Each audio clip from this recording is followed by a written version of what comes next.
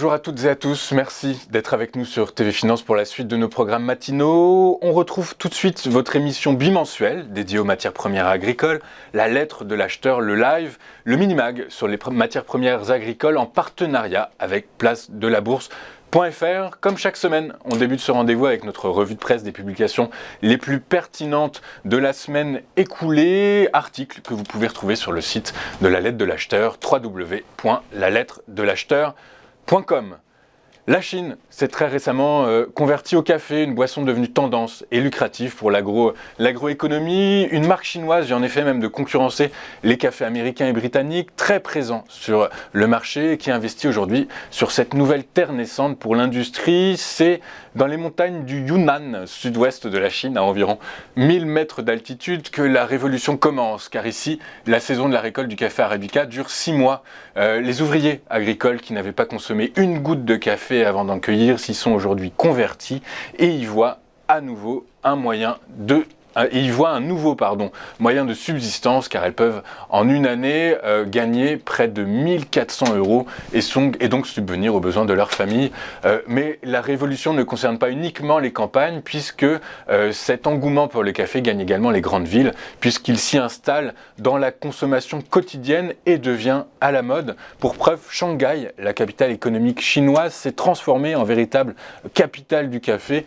On y trouve d'ores et déjà pas moins de 7000 points de vente, une concentration qui dépasse n'importe quelle autre capitale dans le monde. Une tradition agricole qui se met en place et dispose de moyens et de main-d'œuvre, des marques internationales qui tirent le marché, qui suscitent des vocations ambitieuses, des points de vente qui ont de moins en moins à rougir en termes de coffee shop. Lors de sa récente réunion, les transformateurs de produits Profel ont fait état d'une augmentation sans précédent des coûts de production, à l'instar de l'ensemble de l'industrie alimentaire de l'Union européenne. Le secteur de la transformation des fruits a été confronté à une forte augmentation des coûts des containers, des matériaux d'emballage et de l'énergie. Les entreprises sont donc en alerte, car les prix du plastique, des boîtes métalliques, des bouchons, du verre, du carton et du bois, ainsi que du pétrole, du gaz et de l'électricité, ont tous connu des hausses à 2 chiffres. Les entreprises ont qualifié la situation de catastrophique. De plus, elles sont très préoccupées par le fait que la situation pourrait encore se détériorer et par l'impact sur leur compétitivité à long terme.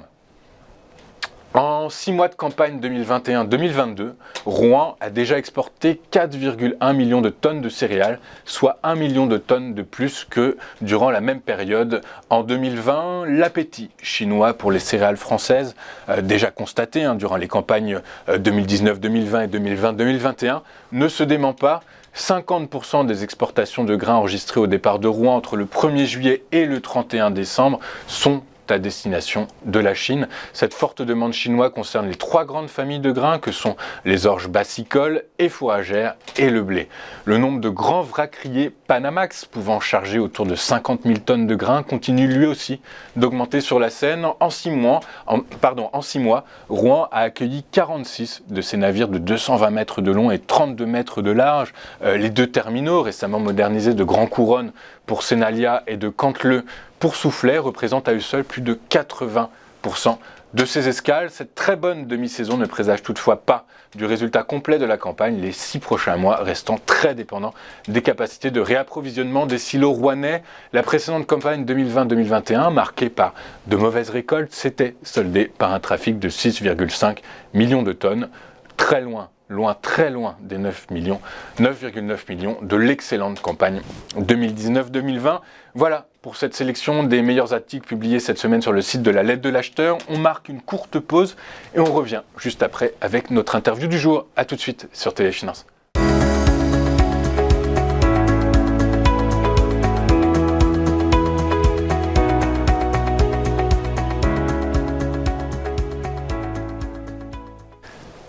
Nous sommes de retour dans votre magazine et comme promis, nous retrouvons tout de suite en duplex Monsieur Benoît Claret. Benoît Claret qui est président de la Chambre d'agriculture de l'Ardèche. Bonjour Monsieur Claret. Bonjour Louis-Antoine, bonjour à tous. Bonjour, mes meilleurs voeux, je vous remercie d'être avec nous en duplex dans notre émission Le Minimag, la lettre de l'acheteur. Pour commencer, j'aimerais vous poser une question. Donc c'est Monsieur de Normandie, ministre de l'Agriculture, qui a, présenté son plan d'action pour 2022 à destination donc du monde agricole. Et je dirais qu'il y a trois remarques que j'aimerais discuter avec vous. Et notamment, donc la première, c'est sur la meilleure répartition de la valeur, puisqu'il souhaite justement appliquer de façon juste Egalim 2. Est-ce que selon vous c'est un préalable à une bonne répartition de la valeur pour le monde de l'agriculture? Oui, Egalim 2 est nécessaire et indispensable. Egalim 2, elle était tellement attendue, elle doit se mettre en œuvre.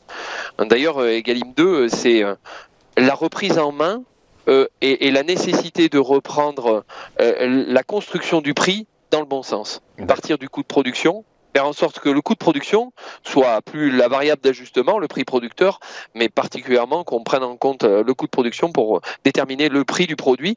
Ça n'enlève pas les effets de marché, ça n'enlève pas les relations commerciales, mais ça prend en compte des éléments qui sont des éléments stratégiques pour les producteurs, et notamment ceux que sont les marchés et ceux qu'on subit. Ok, les discussions, les négociations commerciales avec la grande distribution sont actuellement en cours. Vous pensez que c'est pris en compte par les grands distributeurs aujourd'hui, Egalim 2, on verra les effets bénéfiques d'Egalim 2 dès cette année, vous pensez?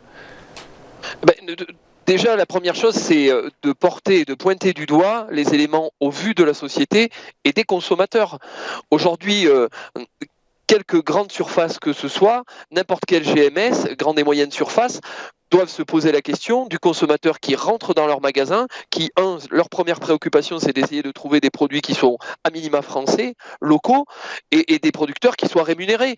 On est passé de l'étape où les agriculteurs allaient manifester devant ces grandes et moyennes surfaces à l'étape où on va signer des contrats tripartis et où on pourra avoir une prise de conscience de ces acteurs majeurs pour faire en sorte que nous puissions prendre conscience que l'agriculture a été traitée d'une manière très défavorable en ne prenant pas en compte le prix du produit qui sortait de l'exploitation, mais plutôt d'un prix de vente qui pouvait être celui nécessitant de l'axe commercial qu'on voulait ou l'axe stratégique que l'on voulait mettre sur le marché. Je crois que l'ensemble des consommateurs sont à nos côtés et les choses vont changer également par ces éléments-là. C'est très probable, c'est très probable. Je continue avec le plan 2022 de Monsieur de Normandie. Alors il y a quelque chose qui semble qui moi me semble quand même assez pertinent. C'est la mise en place d'une assurance récolte pour l'ensemble des agriculteurs. Est-ce que ça va dans le bon sens cette mesure, Monsieur Claret? Oui, avec les dommages climatiques tels qu'on les a connus en 2021, on se rend compte que, d'ailleurs, c'est une proposition de loi, une proposition qui va être mise en œuvre par le Varenne de l'eau et de l'environnement. Il y a des propositions stratégiques, celle de l'assurance récolte. On sort d'un dispositif des calamités qui est à bout de souffle et qui est un dispositif qui était quand même un dispositif d'exclusion. Aujourd'hui, on doit rentrer dans un dispositif assurantiel à minima et qui n'enlèvera pas la solidarité nationale. On aura un dispositif assurantiel à minima, qui sera la prise en compte de la garantie que l'agriculteur peut contractualiser, mais ce sera et avant tout aussi l'engagement d'avoir un dispositif de solidarité nationale qui, en cas de coup dur, se mette en œuvre et qui nous permette d'arriver à passer ces caps très difficiles. On a connu un gel terrible l'année dernière qui a mis à mal l'ensemble de l'agriculture de nos territoires et on sait que le dispositif des calamités tel qu'on le connaît aujourd'hui, il est à bout de souffle, il est fini, il nous fallait une réforme. Cette réforme est en cours, elle part du rapport du député d'Escrozaille. Je crois qu'on travaille très sincèrement avec l'ensemble des organisations professionnelles, le syndicalisme et l'Assemblée permanente des chambres d'agriculture pour faire en sorte qu'on ait des propositions qui soient stratégiques, courageuses, mais offensives aussi. Il nous faut absolument sortir. Et le dérèglement climatique, c'est notre quotidien de demain, sur les exploitations, particulièrement dans le sud de la France où on est terriblement touché. D'accord, donc c'est une mesure qui a clairement du sens. Vous parlez de contraintes météorologiques qui impactent donc durement les récoltes, mais qui doivent impacter également le moral des agriculteurs. Du coup, c'est la dernière mesure que je mets en avant, c'est l'accompagnement humain des agriculteurs avec la mise en place d'une prévention du mal-être. Ça va dans le bon sens? Est-ce que c'est quelque chose de nécessaire, effectivement, la prise en compte de l'aspect psychologique difficile de ce métier? C'est pas que du plaisir finalement, hein. Il faut une vraie vocation, c'est une vraie vocation d'être agriculteur, mais ça équivaut aussi à rencontrer des périodes, je dirais, difficiles. Ce soutien psychologique est nécessaire? Le soutien psychologique, il est nécessaire et il est indispensable, mais le soutien psychologique, c'est celui qu'on met en œuvre au travers de différentes plateformes qui existent. Elles avaient tout un nom un peu différent. Aujourd'hui, elles vont avoir toutes le même nom au sein du réseau des chambres d'agriculture et c'est très bien. Nous, en Ardèche, ça s'appelle Regain. C'est un dispositif qui allie le dispositif économique et le dispositif social. Il faut savoir que c'est un métier d'engagement, de passion dans lequel on prend les choses à bras le corps et tous les jours, chaque jour de l'année. Et c'est vrai que quand il y a un incident, on le prend plus particulièrement pour nous et ça nous touche particulièrement.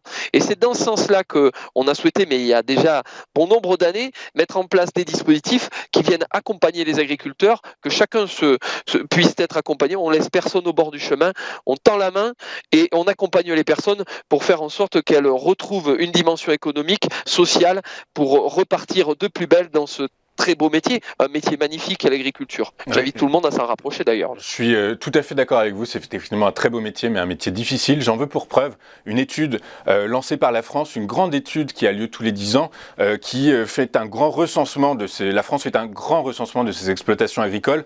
C'est un exercice imposé par Bruxelles et orchestré donc sur le même tempo dans l'ensemble des 27 pays de l'Union européenne.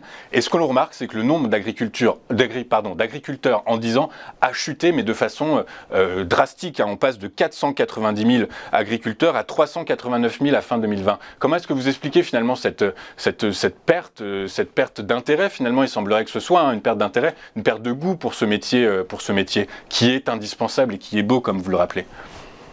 Non, c'est pas nécessairement une perte de goût pour ce métier. Je pense qu'il y a eu un délaissement de la partie politique, de l'ensemble des acteurs politiques, de l'ensemble des acteurs économiques, de l'ensemble du contexte qui accompagne l'agriculture. La première chose pour être agriculteur, il faut bien vivre de son métier. Pour bien vivre de son métier, il faut un prix convenable. Et un prix qui soit crédible. Et je crois que c'est un des éléments qui a manqué pendant de nombreuses années. On a perdu à peu près 12% de la valeur des produits agricoles durant les 10-20 dernières années. 12%. Aujourd'hui, on se retrouve avec en effet une nouvelle loi Egalim 2 qui va changer ces éléments-là. On se retrouve aussi avec un effet climatique qui a été très préoccupant. Et on s'est retrouvé face à des événements climatiques parfois sans solution. Aujourd'hui, les éléments doivent changer. On doit prendre en compte, et d'ailleurs, il faut aller plus loin sur le stockage de l'eau, sur les précautions et la recherche et le développement, sur les nouvelles variétés pour faire en sorte d'être plus offensif sur le changement climatique. Mais sachez quand même une chose, et je le dis en passant, sur le département de l'Ardèche cette année, un départ, une arrivée, c'est-à-dire que chaque exploitant qui est parti a été renouvelé. Ça veut dire que les choses changent aussi et que tout ce qu'on a pu mettre en œuvre, et d'ailleurs par toute la stratégie de l'économie, pour que le client soit directement aussi face aux producteurs, qu'on puisse aller rechercher de la compétitivité, qu'on puisse rechercher aussi plus de plaisir dans notre métier, ça marche. Oui. Ça marche et ça fait qu'on arrive à renouveler les exploitations. Et bon nombre d'exploitants nous rejoignent. C'est un très beau métier, mais il faut pouvoir en vivre. Et bien en vivre, on dit viabilité, vivabilité, c'est aussi bien en vivre. C'est-à-dire qu'à un moment, il faut prendre un peu du temps pour soi. Et ces éléments-là sont des éléments de contexte impondérables. Ok, c'est très intéressant ce que vous dites. Alors, est-ce que cette donnée que vous nous communiquez sur l'Ardèche, un départ équivaut à une arrivée, est-ce que c'est le cas sur tout le territoire français ? Non, c'est pas le cas. Non, c'est pas le cas. Non, c'est pas le cas sur tout le territoire français. C'est baisse, ouais, excusez-moi, c'est moi qui suis un peu. Oui. Bon, après, il faut dire aussi que c'est le plus beau département de France, donc on a peut-être cette particularité-là. Je le dis et vous le savez. Mais c'est surtout aussi de manière très offensive. Vous savez, la notion même de lien à la production, c'est-à-dire toute la connexion que l'on peut avoir au travers de la production, c'est-à-dire la sincérité dont on a l'accompagnement économique et dont on peut faire preuve à la connexion au marché, ça change aussi et ça permet d'avoir un développement qui nous permette d'avoir plus de renouvellement. Je crois que c'est un élément stratégique. Un élément stratégique. Vous parliez de valeur, de valorisation de la production. 2021 a été un très bon exercice pour la filière agricole du fait des prix sur les marchés qui ont atteint des sommets quasi historiques. Est-ce que cette valeur de la production s'étale et se répartit de façon équitable sur l'ensemble de la filière agricole, Monsieur Claret ? Non, on a des préoccupations. Alors c'est vrai que certaines filières ont connu une très forte augmentation des cours, notamment on peut penser aux céréales. Par contre, on a une hausse des charges qui est aussi terrible, c'est-à-dire des intrants, tout ce qui est lié à la possibilité de pouvoir produire sur nos exploitations. Et on a eu des filières qui sont les parents pauvres, c'est particulièrement l'élevage, où pour le moment on n'a pas eu une prise en compte de ces très fortes hausses à la production. Et d'ailleurs, ça doit être une préoccupation. Vous savez, vous avez vu d'ailleurs dans les médias, on se pose la question de savoir la disponibilité du beurre. Pour faire du beurre, souvent avec le reste, on fait de la poudre. Il faut bien prendre conscience que si les consommateurs qui détiennent la clé de la production et des exploitations de la ferme agricole de notre territoire qui est une ferme familiale.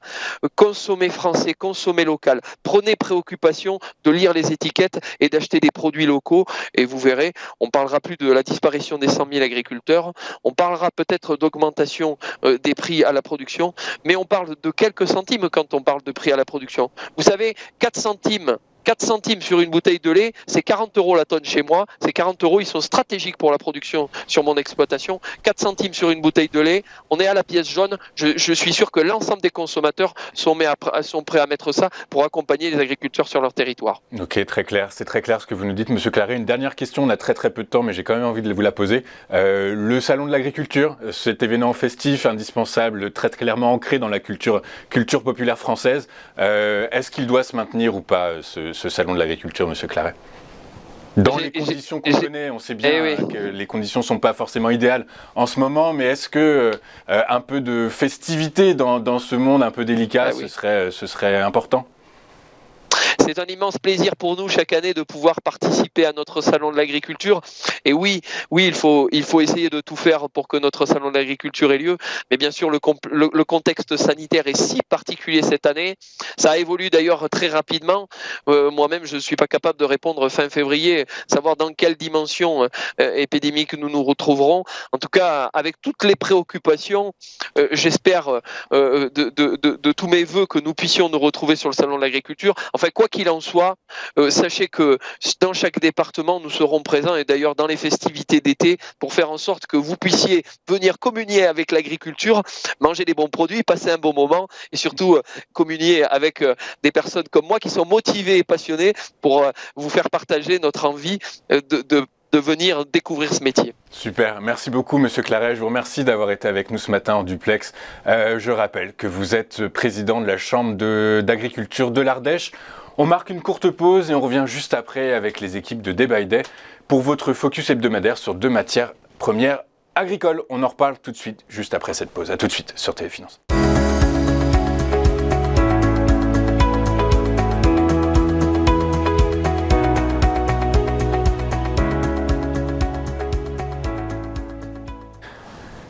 Nous sommes de retour dans votre mini-mag de la lettre de l'acheteur. On rejoint à présent Mathieu Driol, Mathieu qui est analyste senior chez Day by Day et qui, comme à son habitude, va analyser techniquement 2 matières premières qu'il a sélectionnées. Bonjour Mathieu. Bonjour Louis-Antoine. Bonjour, mes meilleurs vœux.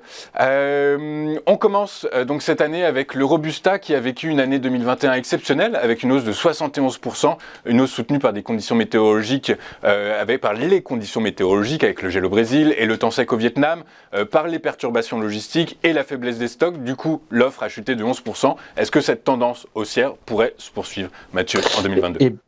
Eh bien, on est sur le Robusta, sur un exemple quasi parfait d'une inertie haussière particulièrement robuste. En fait, ce mouvement de hausse, on l'a déjà commenté, il avait commencé entre 2019 et 2021 avec, après une longue phase de baisse, la formation en fait d'une figure de retournement, d'une double figure de renversement en tête-épaule inversée.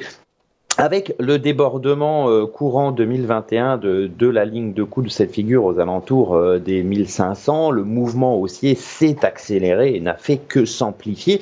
Et depuis ce signal, eh bien, cette hausse, elle est réellement spectaculaire et plutôt bien construite, puisque l'on constate que chaque précédent sommet devient à son tour support. Ce sont des polarités, et les polarités, c'est un signe de tendance. Donc les 2 derniers supports sont comparaison à 2015 et 2159. Alors on constate depuis quelques semaines effectivement un ralentissement de ce rythme de hausse effréné. Est-ce suffisant pour dire que cette tendance va se retourner? Eh bien non, justement, c'est le propre des tendances haussières que de se prolonger dans le temps. Donc tant qu'on n'aura pas de signe de faiblesse, c'est-à-dire ou une figure ou une rupture de support, donc ici le premier support c'est 2159, eh bien on sera techniquement obligé de considérer que la tendance, elle est intacte et qu'elle donc doit se poursuivre vers des niveaux de résistance de 2011 à 2422 et 2672. Alors oui, c'est compliqué de dire que quelque chose qui a beaucoup monté va continuer de grimper. Et bien techniquement, pour l'instant, c'est le cas sur le Coffee Robusta. D'accord, alors juste une petite précision, 2011, quand vous dites 2011, c'est l'exercice 2011. On est sur des niveaux de résistance de 2422 et 2672, c'est bien ça? Oui, exactement, ouais, elle date de l'année 2011. Ouais, c'est ça, là, c'était un peu... ok, très bien. Si c'était confus, je m'en excuse. Non, c'est juste une précision, vous êtes toujours très clair dans vos explications, Mathieu, il n'y a pas de sujet là-dessus. Du coup, on reste dans l'univers du petit déjeuner, on passe au jus d'orange. Du coup, qu'est-ce que vous en pensez, Mathieu, du jus d'orange? Eh bien, le jus d'orange essaye lui aussi de se retourner à la hausse. C'est juste un petit peu plus en retard d'une certaine façon que le café Robusta. On voit bien là aussi en 2019, 2020 et 2021 cette tentative de retournement. Un premier plat 2019-2020, on en sort par le haut. On construit un second plat pendant toute une partie de l'année 2020 et début 2021. On en ressort par le haut. On voit bien cette logique d'escalier qui est en train de se mettre en place. Les cours sont maintenant au contact d'un niveau particulièrement clair et important aux alentours des 145. C'est le précédent sommet, c'est aussi un niveau de résistance de 2019 et c'est un niveau qui est testé une nouvelle fois. Le risque ici est donc un risque haussier.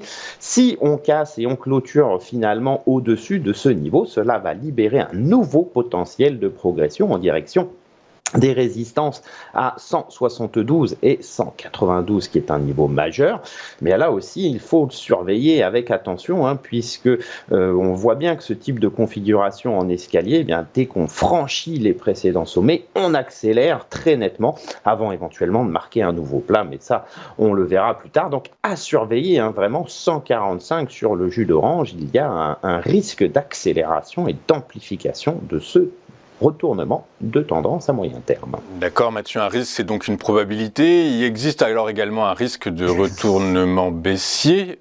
Du coup, les niveaux de support pourraient être lesquels sur le jus d'orange? Effectivement, lorsqu'on est sur des tentatives de retournement, il convient de regarder l'invalidation, à partir de quand cette tentative serait caduque. Alors, on a un tout premier support qui est assez proche, sur lequel on a pris appui ces 2 dernières semaines à 134,70. Le niveau fort à moyen terme, donc sur des perspectives, on va dire, entre 4 et 9 mois, c'est le dernier creux à 115,70 qu'il faut surveiller. Tant qu'on est au-dessus de 115,70, ça sera vraiment cette logique de retournement à la hausse qu'il faudra privilégier. D'accord, super, merci beaucoup. Merci Mathieu d'avoir été avec nous ce matin. Je rappelle que vous êtes analyste senior chez Day by Day. Merci également à vous d'avoir été avec nous ce matin. Le mini-mag sur les matières premières agricoles en partenariat avec placedelabourse.fr, c'est fini. Rendez-vous dans 15 jours et d'ici là, restez avec nous car on revient juste après cette pause avec votre JT Vue d'ailleurs. A tout de suite sur Téléfinance.